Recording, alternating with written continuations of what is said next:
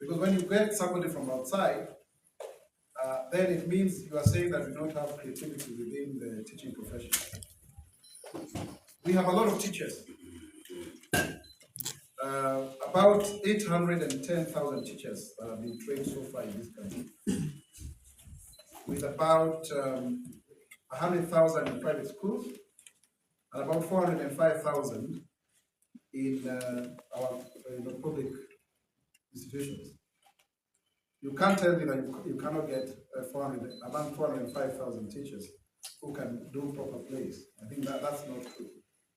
And especially when you now invite politicians, like the former UDA Secretary General, to be your playwrights. I think that is something that is not right, and especially looking at the circumstances. We've seen the altercation between the deputy and the principal and the teacher, the so-called teacher. We don't want those kind of things. The whole issue is that those who are responsible are accountable, because you cannot use that just to settle political scores.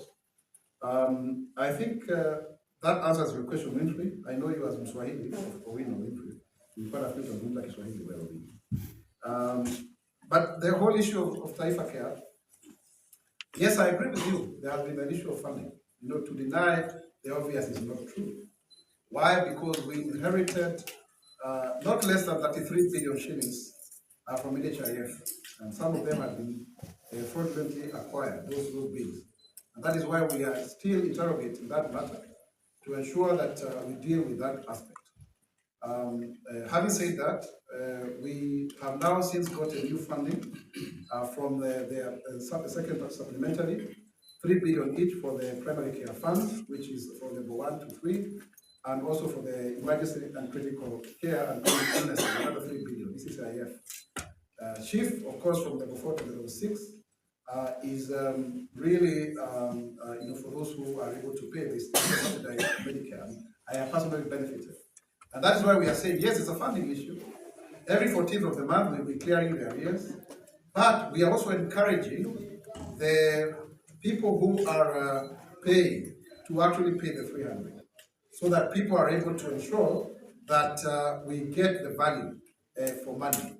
And that's why we are saying, first, we are going to look at the means testing instrument to ensure that it is more attuned to the income variabilities within the society, but also that people can pay every day using M-Pesa.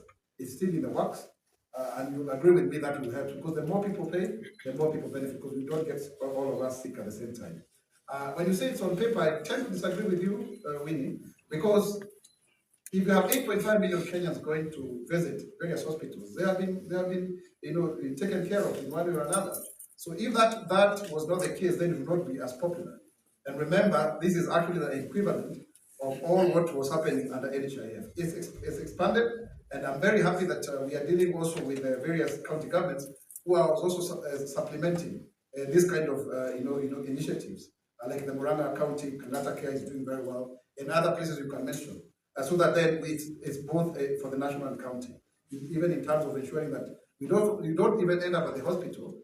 You first prevent, because there are 5 pillars. You make sure you prevent, promote, palliative and also curative. So you look at all of that, and so you CHPs, moving from one house to another to ensure that then you don't end up, in a hospital bed. So that is very important. So it is working. It is working. It has teething problems.